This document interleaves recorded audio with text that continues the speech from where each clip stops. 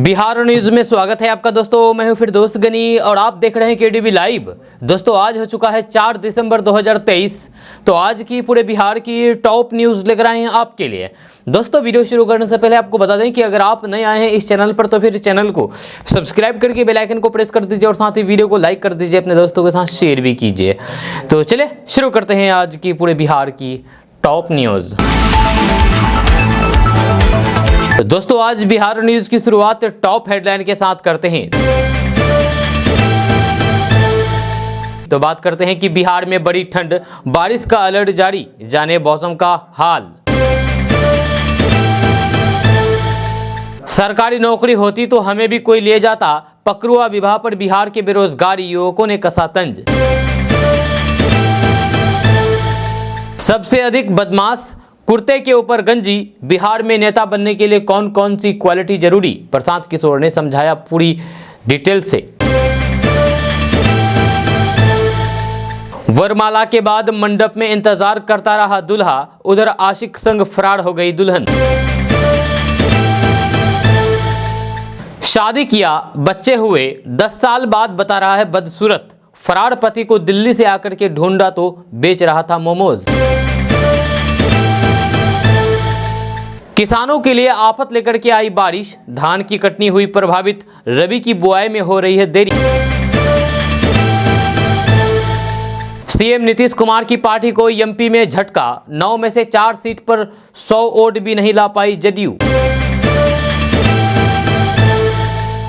सम्राट चौधरी बोले, बिहार में हमारी सरकार बनी तो डॉक्टर राजेंद्र प्रसाद की 243 फीट ऊंची बनेगी प्रतिमा। बीपीएससी से नवनियुक्त शिक्षकों को मिलेगी स्कूटी चलाने की ट्रेनिंग, के पाठक का निर्देश। छात्रों से गंदी बात करता था हेडमास्टर, दिखाता था अश्लील वीडियो, हंगामे के बाद सस्पेंड। तेजस्वी यादव को बड़ा झटका, किशनगंज से राजद नेता ने थामा ओबीसी की पार्टी का दामन। दोस्तों अब बात करेंगे विस्तार से। तो बात करते हैं कि 5 राज्यों के चुनाव में बीजेपी को मिली अप्रत्याशित जीत से बिहार के मुख्यमंत्री नीतीश कुमार और आरजेडी सुप्रीमो लालू प्रसाद यादव को तगड़ा झटका लगा है। आपको बता दूं कि चुनाव के बीच बिहार में जातीय सर्वे रिपोर्ट जारी किया गया था, जहां कास्ट सर्वे रिपोर्ट सामने आने के बाद एक तरह इंडिया में शामिल यानी कि INDIA में शामिल सभी राजनीतिक पार्टियों ने अपने अपने राज्यों में दावा किया था कि अगर उनकी सरकार बनी तो फिर प्रदेश में जातीय सर्वे कराए जाएंगे। लेकिन 5 राज्यों के चुनावी नतीजे इस बात के संकेत दे रहे हैं कि जाति के नाम पर देश की सियासत ज्यादा नहीं बदलने वाली है। पीएम मोदी ने INDIA की कास्ट के बदले चुनावी मैदान में GKMY लेकर आए। अब सवाल उठता है कि क्या नीतीश कुमार और लालू प्रसाद यादव की कास्ट पर पीएम मोदी की GKMY भारी पड़ गया। लालू नीतीश एक सुर में कहते थे कि उनकी जितनी आबादी उतनी उसकी भागीदारी, जब वहीं पीएम मोदी बार बार मंच से कहते रहे हैं कि हमारे लिए गरीब, किसान, महिला और युवा यानी कि GKMY सबसे बड़ी जीत जाती है। अगर इनका विकास हो गया तो फिर देश का विकास हो जाएगा या देश आगे निकल जाएगा। यही दाव चुनावी राज्यों में पीएम मोदी का काम कर गया और फिर सियासी पंडितों के सारे दावे फेल हो गए। दोस्तों बात करेंगे कि मध्य प्रदेश, राजस्थान और छत्तीसगढ़ में भारतीय जनता पार्टी की जीत का जश्न बिहार में मनाया जा रहा है। पटना के वीर चंद्र पटेल रोड में भाजपा के प्रदेश कार्यालयों में ढोल नगाड़े बजाए गए। भाजपा नेता एक दूसरे को लड्डू खिला करके खुशियां मनाया। यह जीत का जश्न मनाते हुए बिहार भाजपा के प्रदेश अध्यक्ष सम्राट चौधरी ने कहा कि ये नरेंद्र मोदी जी की गारंटी और जनता की विश्वास की जीत है। ये मोदी गारंटी की जीत है। मध्य प्रदेश, राजस्थान और छत्तीसगढ़ तो अभी झांकी है, 2024 और बिहार अभी बाकी है। देश की यशस्वी प्रधानमंत्री के नेतृत्व में मध्य प्रदेश, राजस्थान और छत्तीसगढ़ में मिले ऐतिहासिक विजय पर, ऐतिहासिक जीत पर प्रदेश कार्यालय में पार्टी पदाधिकारी एवं कार्यकर्ताओं के साथ जश्न मनाया गया। सम्राट चौधरी ने कहा कि तीनों राज्यों से लुटेरों की विदाई हो गई है। जनता ने तस्वीर साफ कर दी है। दोस्तों बात करते हैं कि बिहार के पूर्णिया से एक हैरान कर देने वाला मामला सामने आया है। बिहार के पूर्णिया में बाइक सवार 2 अपराधियों ने 4 चक्का वाहन से जा रहे कबीर मत के एक सन्यासी से 50,000 रुपये छीन करके भाग गया। हो हल्ला होने पर स्थानीय लोगों की मदद से भाग रहे 2 अपराधियों में से एक को लोगों ने खदेड़ करके पकड़ लिया और जम करके पिटाई कर दी। बाद में स्थानीय लोगों ने उसे गंभीर अवस्था में इलाज के लिए पूर्णिया मेडिकल कॉलेज में भर्ती कराया, जहां उसकी स्थिति गंभीर बनी हुई है। जो आरोपी अपना नाम नरेश पाल बता रहा है, वह पूर्णिया जंक्शन का रहने वाला है। यह घटना शनिवार देर शाम की है। जय पीड़ित कबीर मत के जय स्वरूप बाबा ने सदर थाना में घटना को लेकर के आवेदन दिया है। जब बताया जाता है कि वे अपनी गाड़ी से कबीर मत के मटियानी रानीपत्र की ओर जा रहे थे, जहां कुछ ही बाग के समीप वे कुछ सामान खरीद रहे थे। इसी दौरान बाइक सवार अपराधी उसका बैग छीन करके फरार हो गया। उसमें 50,000 रुपये थे। घटना की सूचना मिलते ही मुख्यालय डीएसपी पंकज कुमार, सदर थाना प्रभारी मनोज कुमार आदि सदर थाना पहुंच करके आरोपी से पूछताछ की है। दोस्तों बात करेंगे कि जन सुराज यात्रा के सूत्रधार प्रशांत किशोर इन दिनों दरभंगा जिले में यात्रा निकाल रहे हैं। यहाँ वे लोगों को जगह जगह संबोधित करके जागरूक करने का प्रयास कर रहे हैं। दरअसल प्रशांत किशोर का एक वीडियो वायरल हो रहा है, जिसमें वे लोगों से बता रहे हैं कि बिहार में लोग किस तरह की क्वालिटी वाले नेता को चुनते हैं। उन्होंने बताया कि यहाँ पर एक लाइन जो अंग्रेजी बोल लिया वे हार जाएगा। प्रशांत किशोर ने कहा है कि बिहार में अगर आपको नेता बनना है तो कुर्ते के ऊपर गंजी पहनने आना चाहिए। जिसको भाषा का ज्ञान नहीं है, जिसको विषय का ज्ञान नहीं है, किसी ने गलती से एक लाइन अंग्रेजी में बोल दिया तो फिर यहाँ का आदमी समझ जाता है कि ये क्या बिहार में चलेंगे। देखिए आपकी क्या दुर्दशा है। आप तो खुद ही चाहते हैं कि जो सबसे अनपढ़ हो, जो सबसे अधिक बदमाश हो, वही हमारा नेता हो, और जिसको आप चुन करके लाते हैं बाद में उसी के बारे में शिकायत करते हैं और शिकायत करते हैं कि बिहार में नेता सब सही नहीं है। आप कितना भी प्रबुद्ध क्यों ना हो, जब तक आप सजग नहीं होंगे तब तक दशा सुधरने वाले नहीं है। साथ ही प्रशांत किशोर ने कहा है कि बहुत लोग कह रहे हैं कि जिसको चुन करके लाते हैं वे ठग रहा है। अरे 5 ही साल ना ठगेगा, आपको तो 50 साल से यहाँ पर ठग रहे हैं। अगर उस नेता के मन में डर हो जाएगा कि इस बार काम नहीं किए तो फिर जनता हरा देगी, तभी अपना काम बनेगा। अभी तो वो जान ही रहा है कि काम करे या ना करे, जाति के नाम पर आप वोट देंगे, हिंदू मुसलमान के नाम पर वोट दीजिएगा ही। लालू के डर से भाजपा को वोट दीजिएगा और भाजपा के डर से लालू को वोट दीजिएगा। जब प्रशांत किशोर ने कहा है कि बहुत लोग कह रहे हैं कि जिसको चुन करके लाते हैं वही ठग रहा है। दोस्तों बात करेंगे कि आरजेडी सुप्रीमो लालू प्रसाद यादव को कोर्ट से बड़ी राहत मिली है। मानहानि के एक मामले में पटना की एमपी एमएलए कोर्ट ने लालू प्रसाद यादव को बरी कर दिया है। जब लालू ने साल 2017 में भागलपुर में एक रैली के दौरान एक रिटायर अधिकारी और फिर शिक्षाविद का नाम सृजन घोटाले से जोड़ा था और उनके साथ साथ मुख्यमंत्री नीतीश कुमार के ऊपर भी गंभीर आरोप लगाए थे। दरअसल साल 2017 में भागलपुर में एक रैली को संबोधित करते हुए लालू प्रसाद यादव ने सृजन घोटाले को लेकर के रिटायर्ड अधिकारी और फिर शिक्षाविद उदयकांत मिश्रा पर गंभीर आरोप लगाए थे और फिर सृजन घोटाले के आरोपों को संरक्षण देने का आरोप लगाया था, जिसके बाद उदयकांत मिश्रा ने लालू प्रसाद यादव के खिलाफ मानहानि का मामला दर्ज कराया था। जिसके बाद पटना की एमपी एमएलए कोर्ट ने लालू प्रसाद यादव के खिलाफ मानहानि का केस चलाने की मंजूरी दी। जब शिकायतकर्ता उदयकांत मिश्रा सुनवाई के दौरान कोर्ट में हाजिर नहीं हुए थे, इसके बाद दोनों पक्षों की ओर से समझौता पत्र अदालत में दाखिल किया गया। जब कोर्ट ने समझौता पत्र को स्वीकार करते हुए लालू प्रसाद यादव को बरी कर दिया।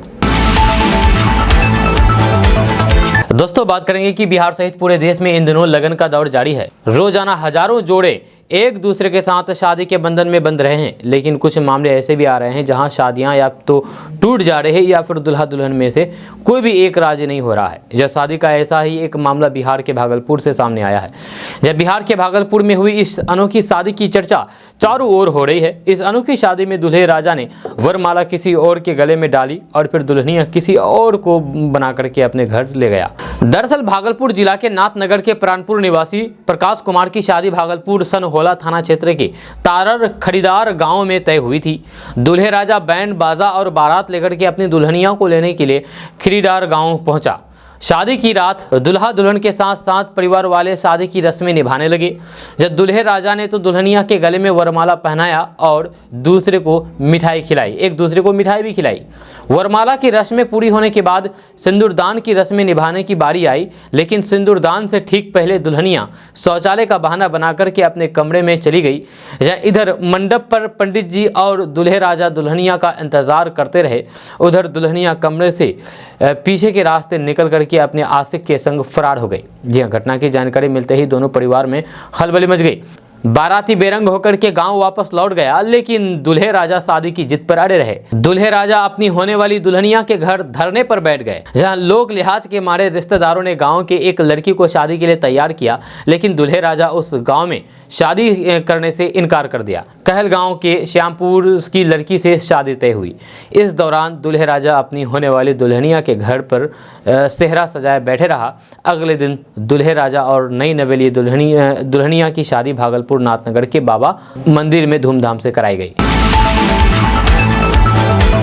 दोस्तों, बात करते हैं कि राजद के प्रधान महासचिव रहीमुद्दीन उर्फ हैबर बाबा ने राजद का दामन छोड़कर के एआईएमआईएम में शामिल हुए। दरअसल जिले में लोकसभा चुनाव नजदीक आते ही राजनीतिक दलों में जोर तोड़ का खेल जारी है। एआईएमआईएम के प्रदेश अध्यक्ष अख्तरुल ईमान ने राजद के जिला प्रधान महासचिव और फिर बाहुबली नेता रहीमुद्दीन उर्फ हैबर बाबा को अपनी पार्टी में शामिल कर लिया है। एआईएमआईएम में शामिल होने के बाद कार्यकर्ताओं ने माला पहना करके उनका जोरदार स्वागत किया। जहाँ प्रदेश अध्यक्ष अख्तरुल ईमान ने कहा कि राजद के कई कद्दावर नेता उनके संपर्क में हैं, जल्द ही सीमांचल में बड़ा खेला करेंगे। अख्तरुल ईमान ने कहा है कि पार्टी के द्वारा जिस प्रकार निष्पक्ष होकर के सीमांचल की हक की लड़ाई लड़ी जा रही है, जिससे प्रभावित होकर के लोग अन्य पार्टियों को छोड़ करके एआईएमआईएम में शामिल हो रहे हैं। दोस्तों, बात करेंगे कि खबर बिहार के पूर्णिया से आ रही है, जहां अवैध वसूली करने वाले बिहार पुलिस के दारोगा समेत 9 पुलिसकर्मियों के खिलाफ एक्शन हुआ है।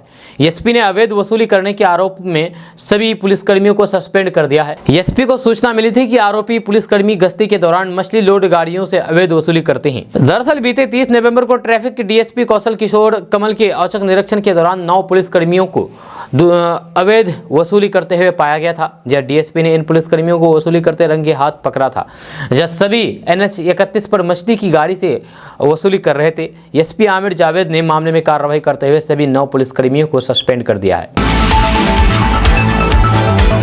दोस्तों, बात करेंगे कि दिसंबर में मौसम अलग अलग रूप दिखाई दे रहा है, जहां कभी कभी धूप तो कभी बारिश देखने को मिल रहा है। ठंड बस नाम मात्र का ही है, लेकिन दिसंबर के आखिरी तक न्यूनतम तापमान में भारी गिरावट होने की संभावना है। फिलहाल मौसम साफ रहेगा, लेकिन 6 और 7 को पूरे बिहार में हल्के से मध्यम बारिश होने की संभावना है। यानी कि 6 और 7 तारीख को 6-7 दिसंबर को मौसम विज्ञान केंद्र के वरिष्ठ वैज्ञानिक राकेश कुमार ने बताया है कि दिसंबर माह में 2-3 बार पश्चिमी विक्षोभ आने की संभावना है। इस वजह से मौसम में बदलाव होगा।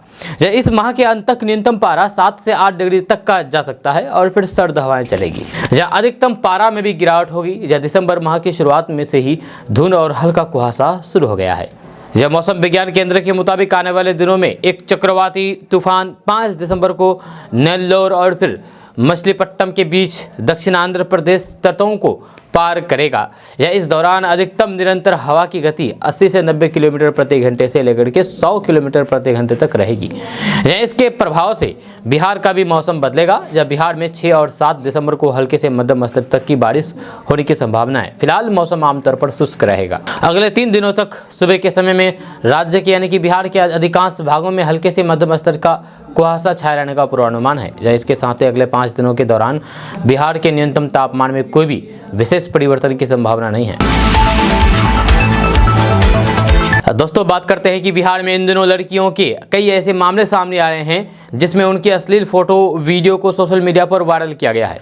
वहीं कई मामले ब्लैकमेलिंग से भी सामने आए हैं। अधिकतर मामले में ब्लैकमेल करने वाले भी लड़कियों के बेहद करीबी ही पाए जाते हैं। हाल ही में कुछ ऐसी घटनाएं सामने आई है जिसमें लड़कियों को ब्लैकमेल करने और फिर उनको उनके फोटो वीडियो को गलत तरीके से वायरल करने वाले कहीं पति तो कहीं जीजा मिले, कहीं भाई नहीं बहन की परेशानी बढ़ाई तो फिर कहीं झूठे प्रेम जाल में फंसा करके लड़की के गलत फोटो यानी कि न्यूड फोटो वीडियो वायरल कर दिए गए। बिहार के ब्लैकमेलिंग के इस गंदे खेल में कई लोगों की जान तक चली जाती है, जहाँ वहीं आए दिन थानों में ऐसे मामले पहुंच रहे हैं। आपको बता दें कि मुजफ्फरपुर के ब्रह्मपुर थाना क्षेत्र की रहने वाली एक लड़की का बहनोई सऊदी अरब से सोशल मीडिया पर आपत्तिजनक पोस्ट डाला, जहाँ आरोपी जीजा लड़की के माता पिता समेत कई रिश्तेदारों की मोबाइल पर भी उसकी तस्वीर से छेड़छाड़ करके आपत्तिजनक फोटो भेजा।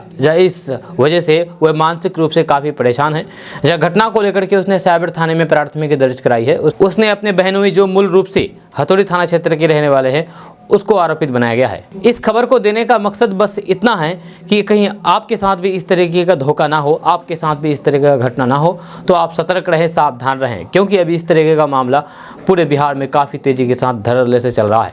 जी हाँ, क्योंकि इज्जत जाने में टाइम नहीं लगता है और इज्जत बनाने में बरसों बरसों टाइम लग जाता है। तो अगर आपको भी अपना इज्जत प्यारा है तो आप इस तरह की घटनाओं को होने मत दें और किसी भी युवक को अपने न्यूड फोटो वीडियो ना भेजें, ना ही उसको क्लिक करने दें, नहीं तो फिर आपके साथ बहुत बुरा हो सकता है।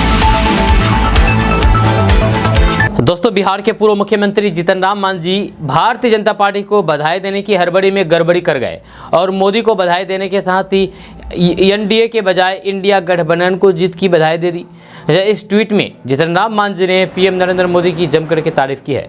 उन्होंने एनडीए कार्यकर्ताओं को भी बधाई दी है, पर एनडीए की जगह इंडिया गठबंधन को जीत की बधाई दी। पर जैसे ही मांझी और फिर उनकी पार्टी के नेताओं को इस गलती का एहसास हुआ तो फिर इस ट्वीट को तुरंत बदल दिया गया और इंडिया की जगह भारत को जीत की बधाई दी।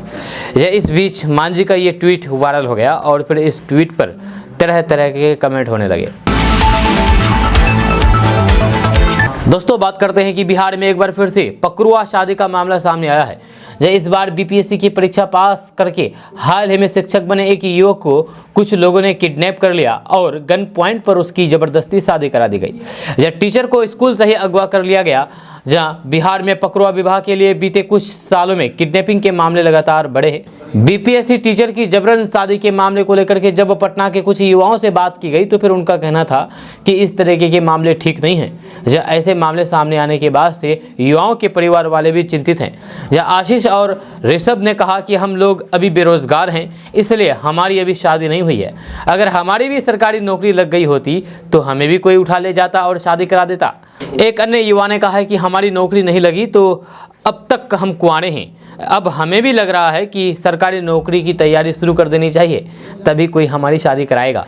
जब पटना में ऐसे ही कुछ और युवाओं से जब बात की गई तो फिर उन्होंने पकड़ुआ शादी के बहाने बेरोजगारी को लेकर के तंज कसा और कहा कि सरकारी नौकरी होती तो हमारी भी शादी की तमन्ना पूरी हो चुकी होती, हमें भी कोई उठा ले गया होता और शादी करा दी गई होती। दरअसल बिहार में पकड़ुआ विवाह का इतिहास साल 1980 के दशक के बाद से शुरू हुआ था।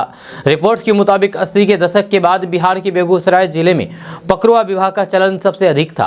दरअसल बेगूसराय भूमिहार बहुल इलाका है, जब भूमिहार समाज में दहेज का प्रचलन ज़्यादा है। जहाँ पकड़ुआ विवाह में शादी के लायक लड़के का अपहरण कर लिया जाता है और फिर डरा धमका करके जबरन उसकी शादी करवा दी जाती है। जब पकड़ुआ विवाह अवैध है, लेकिन ये प्रथा बिहार में दशकों से चली आ रही है। ये आंकड़े बताते हैं कि पकड़ुआ विवाह के मामले कम होने की बजाय बढ़े ही हैं। जहाँ आंकड़ों के मुताबिक साल 2015 में शादी के लिए 3000 से ज़्यादा लड़कों को अगवा कर लिया गया था।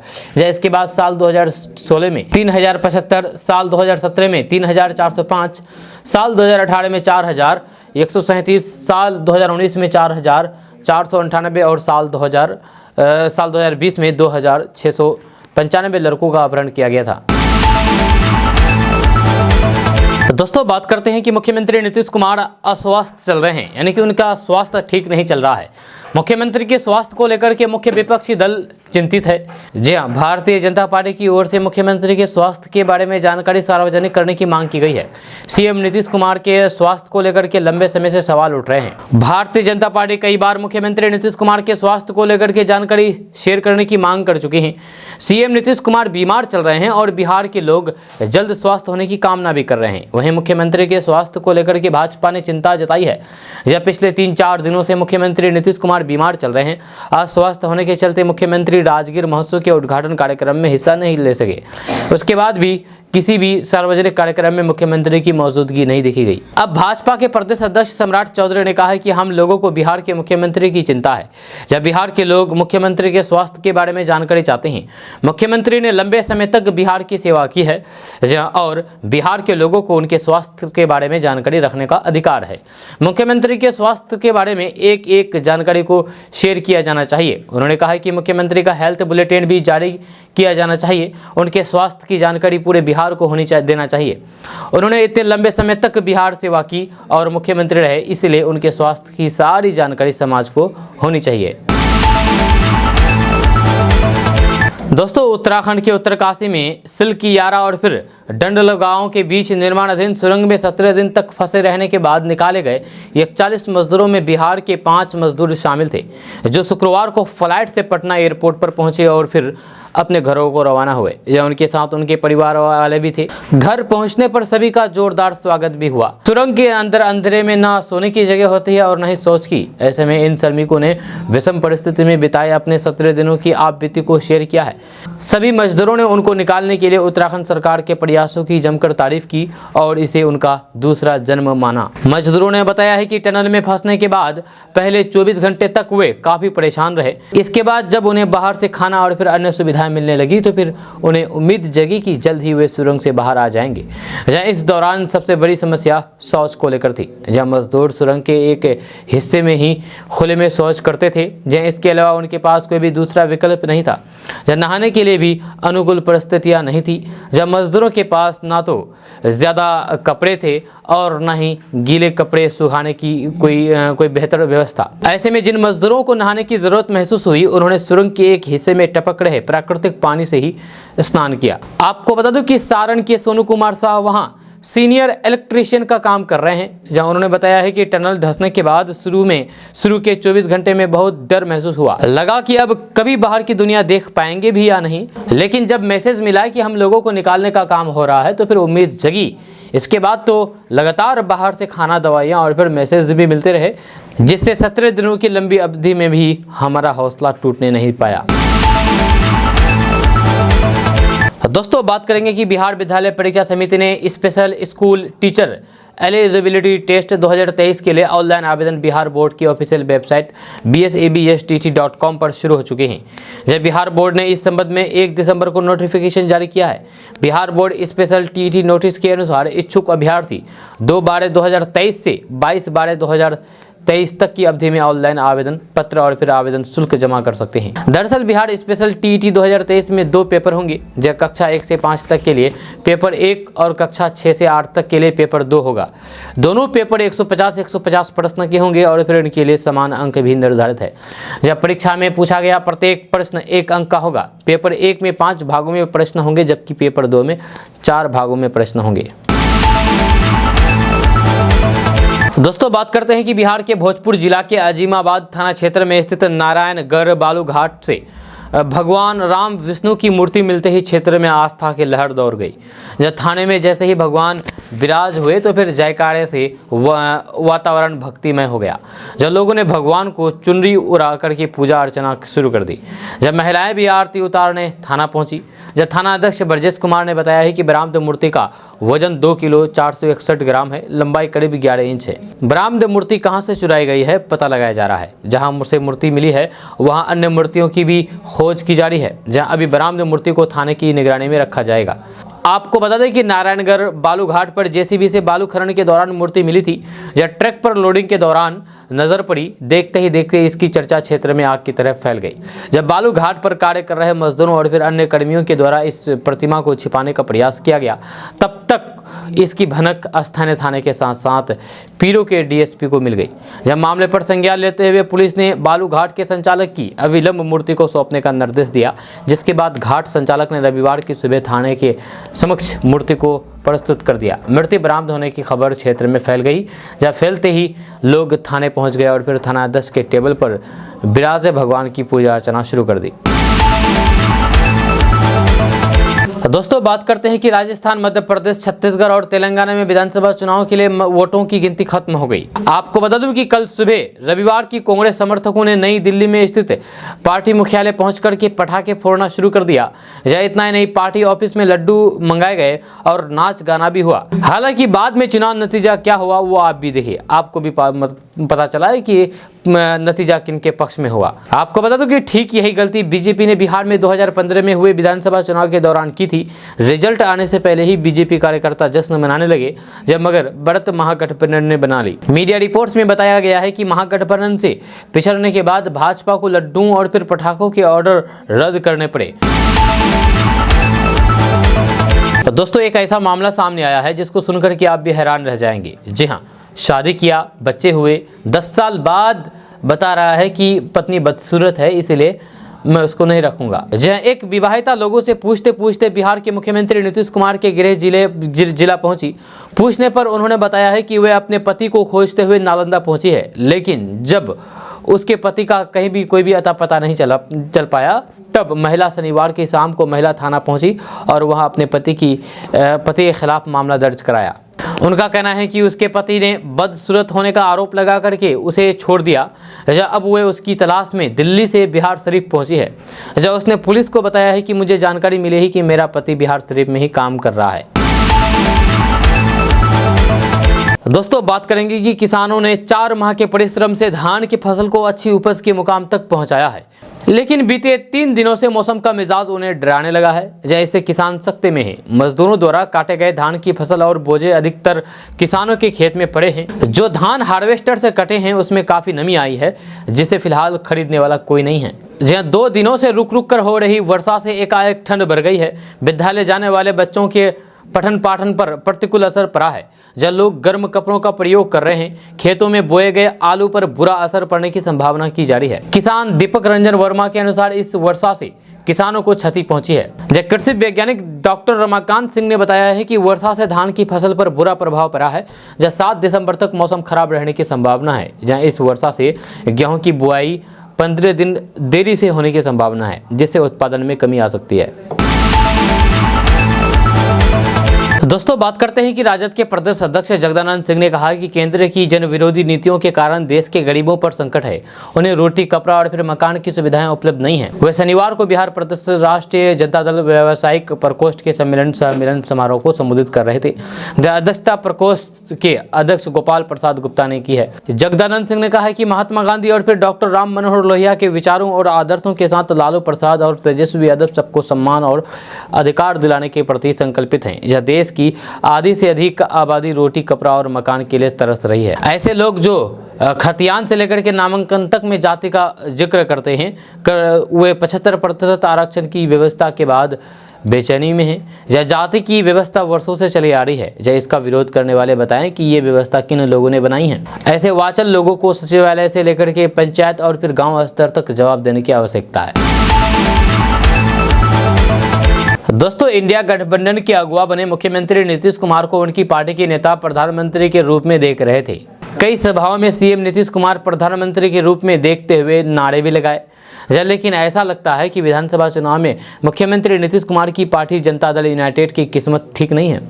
ऐसा हम नहीं कह रहे हैं, बल्कि मध्य प्रदेश विधानसभा चुनाव का परिणाम कह रहा है। इस रिजल्ट ने सीएम नीतीश कुमार के राष्ट्रीय नेता बनने के अरमानों ने पानी फिरता हुआ दिख रहा है। दरअसल सीएम नीतीश कुमार की पार्टी जदयू ने 10 सीट पर अपना उम्मीदवार घोषित किया था। इनमें से 9 सीटों पर जदयू के प्रत्याशियों ने अपनी किस्मत आजमाई।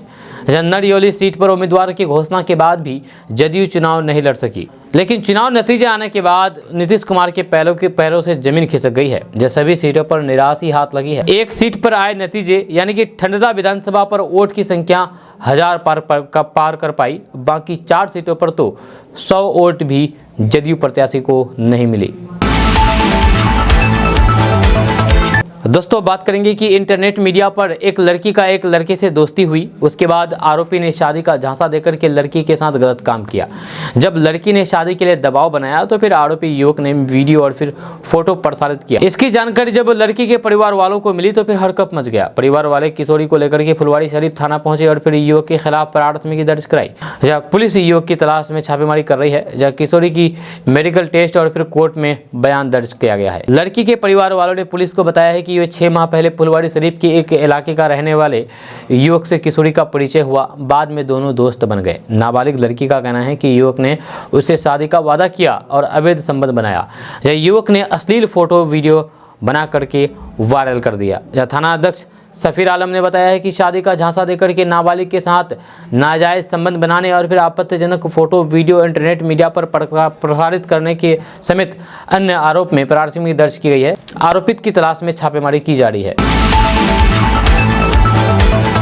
दोस्तों, बात करेंगे कि प्रथम राष्ट्रपति डॉक्टर राजेंद्र प्रसाद की स्मृति में आयोजित देश रत्न कनक्लेव को बतौर मुख्य अतिथि भाजपा के प्रदेश अध्यक्ष सम्राट चौधरी ने कहा कि बिहार में भाजपा की सरकार बनी तो फिर गुजरात में बनी सरदार पटेल की स्टैच्यू ऑफ यूनिटी की तरह बिहार में देश रत्न डॉक्टर राजेंद्र प्रसाद की 243 फीट ऊंची मूर्ति का निर्माण कराया जाएगा। सम्राट चौधरी शनिवार को बापू सभागार में इंडिया पॉजिटिव के बैनर तले भाजपा NIA प्रकोष्ठ के संयोजक मनीष सिन्हा की ओर से आयोजित कार्यक्रम में संबोधित कर रहे थे। भाजपा प्रदेश अध्यक्ष सम्राट चौधरी ने कहा है कि डॉक्टर प्रसाद यानी कि डॉक्टर राजेंद्र प्रसाद ने नवीन भारत का सपना देखा था।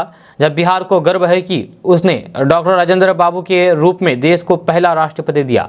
जब बिहार में सुशासन और कानून का राज कायम करके राजेंद्र बाबू के सपने को साकार करना है। साथ ही सम्राट चौधरी ने कहा है कि बिहार की जनता भाजपा का साथ दे तो अपराधियों को या तो नेपाल भागना पड़ेगा या फिर गया में उनका पिंडदान होगा। देश को लूटने वाले भ्रष्टाचारी और फिर अपराधी हैं, उन्हें जेल जाना ही पड़ेगा। दोस्तों, बात करते हैं कि बिहार के नवनियुक्त महिला शिक्षकों को अपनी तैनाती की जगह पर पहुंचना आसान हो जाएगा। सरकार उनके समय पर स्कूल पहुंचने के लिए स्कूटी चलाने की ट्रेनिंग दिलाएगी। जब महिला शिक्षकों की मांग पर शिक्षा विभाग ने यह निर्णय लिया है। विभाग ने जिलों को आदेश दिया है कि 4 दिसंबर से शुरू होने वाले बैच में 2 पहिया स्कूटी के प्रशिक्षण देने की व्यवस्था की जाए। जब प्रशिक्षण 30 मिनट तक होगा और इस प्रशिक्षण को पीटी कक्षा के बाद और फिर ट्रेनिंग क्लास शुरू होने के बीच दी जाएगी।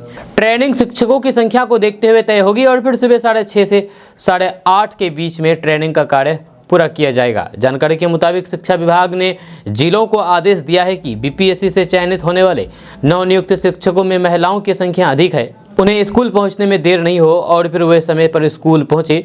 इसको लेकर के शिक्षकों को स्कूटी चलाने की ट्रेनिंग दी जाए। जहां अपर मुख्य सचिव के पाठक ने कहा है कि प्रशिक्षण देने वाले संस्थान की सूची जिला परिवहन पदाधिकारी के कार्यालय से प्राप्त करें।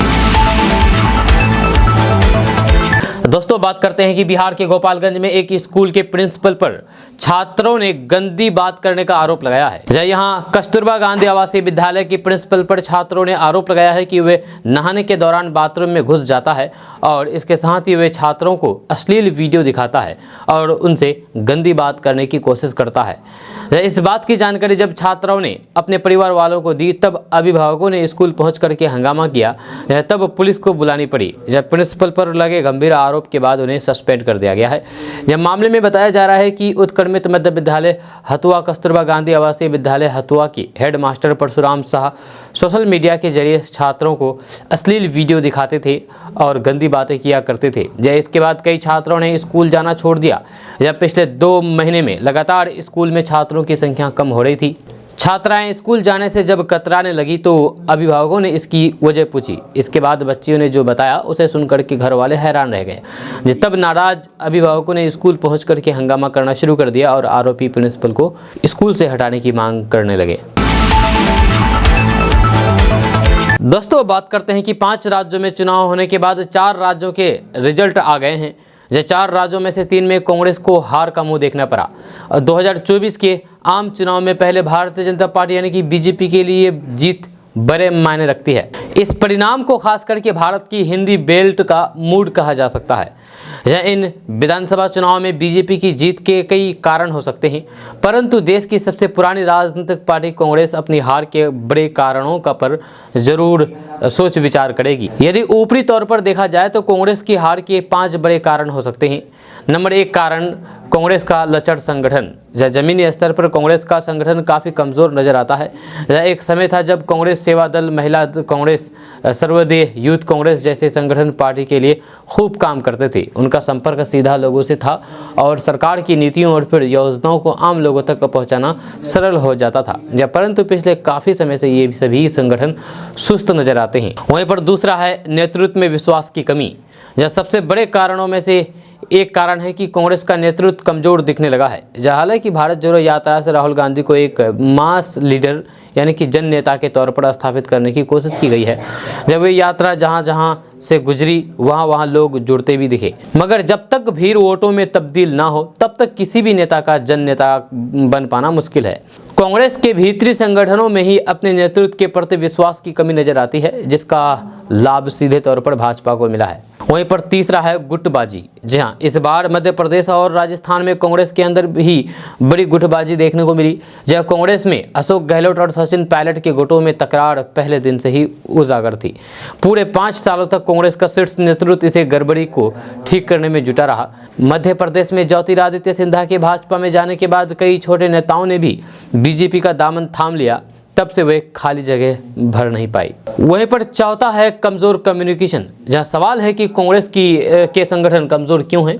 तो दिखता है कि नेतृत्व की बात संगठन तक साफ साफ नहीं पहुंच पा रही है। इस बार प्रियंका गांधी ने काफ़ी प्रचार किया और कई तरीके के वादे किए, परंतु वे वादे लोगों को समझ में नहीं आए। जैसे दूसरी तरह से कहा जाए तो फिर वे तो कह सकते हैं कि प्रियंका गांधी अपनी बात लोगों को समझा नहीं पाई। कमोबेश यही स्थिति राहुल गांधी की भी रही है। उन्होंने प्रचार किया मगर लोगों से सीधे कनेक्ट नहीं कर पाए। या उनके उलट भाजपा में नरेंद्र मोदी समेत सभी नेताओं की बातें लोगों को समझ में आई। यह चुनाव के नतीजे इस बात की गवाही देता है। पांचवा है उल्टे पड़ते बयान। जी हाँ, कांग्रेस के नेताओं ने प्रधानमंत्री नरेंद्र मोदी को टारगेट करने की विफल कोशिश की। हर बार भाषाई सीमा लांघी गई और फिर भाजपा ने इसे अपने पक्ष में मोड़ने में कामयाब हासिल कर ली। जब कांग्रेस नेता मल्लिकार्जुन खड़गे ने प्रधानमंत्री नरेंद्र मोदी पर विवादित बयान दिया था। जब कांग्रेस अध्यक्ष मल्लिकार्जुन खड़गे ने कहा कि मोदी जी झूठों के सरदार बन गए हैं। प्रधानमंत्री नरेंद्र मोदी को लेकर के इस तरह की बयानबाजी होने से हर बार भाजपा को ही लाभ पहुंचा है। दोस्तों बात करते हैं कि 10वीं और 12वीं के छात्र बेसब्री से बोर्ड परीक्षा की डेट शीट का इंतजार कर रहे हैं, जहां हालांकि ये इंतजार जल्द ही खत्म होने वाली है। ICSE बोर्ड 10वीं 12वीं की परीक्षा के लिए डेट शीट बहुत जल्द जारी करने वाला है। CISCE की ओर से ICSE बोर्ड कक्षा 10वीं 12वीं की परीक्षा के लिए डेट शीट इसी महीने जारी करने की पूरी उम्मीद है। जिन स्टूडेंट ने इस परीक्षा के लिए अप्लाई किया था वह आधिकारिक वेबसाइट CISCE.org से डेट शीट डाउनलोड कर सकते हैं। पिछले साल ICSE ने 10वीं और ISC 12वीं परीक्षा की डेट शीट दिसंबर महीने में जारी कर दी थी। ऐसे में इस साल भी डेट शीट इसी महीने में जारी होने की उम्मीद है। दोस्तों आज का न्यूज़ बस यहाँ तक। कैसा लगा आपको नीचे कमेंट बॉक्स में कमेंट करके ज़रूर बताइएगा। अगर आप हमारे चैनल पर नए आए हैं तो फिर चैनल को सब्सक्राइब करके बेल आइकन को प्रेस कर दीजिए और साथ ही वीडियो को लाइक कर दीजिए, अपने दोस्तों के साथ शेयर भी कीजिए। तो चलिए मिलते हैं फिर नेक्स्ट वीडियो के साथ, तब तक के लिए जय हिंद, जय बिहार।